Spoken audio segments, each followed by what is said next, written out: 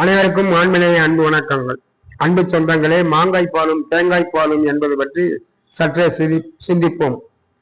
நாம் எல்லாம் மலை மேல் இருந்து மாங்காய் பால் உண்பவர்களுக்கு தேங்காய் பால் எதுக்கடி குதம்பாய் என்று ஒரு பாடலை கேட்டிருக்கின்றோம். அதன் பொருள் என்னவென்றால், மாங்காய் பால் உடலில் எங்கு பட்டாலும் அந்த இடம் வெந்துவிடும், மிகுந்த துன்பத்தையும் தரும். மாங்காய் பாலானது கடுமையான புண்களை ஏற்படுத்துவது. அதனை உண்ணும் பெருவழி எப்படிப்பட்டவனாக இருக்க வேண்டும் என்று சற்றே நாம் சிந்தித்து பார்க்க வேண்டும் நண்பர்களே. அடியே நினைக்கின்றேன், அப்படிப்பட்டவன் தன்னுடைய 5 புலன்களையும் வென்றவனாகத்தான் இருக்க முடியும்.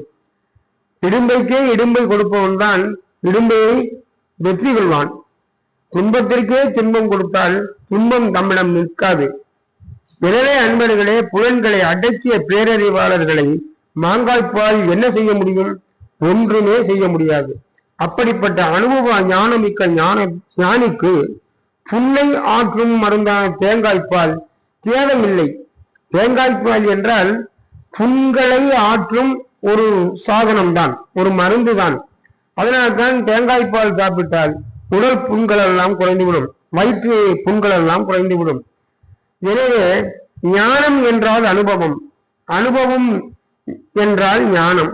அனுபவம் உள்ள ஞானிக்கு துன்பங்கள் தூசுதான் நண்பர்களே. தேங்காய்ப்பால் ஒரு வகை அமிர்தம் என்று பெருமான் பேசுகிறார்.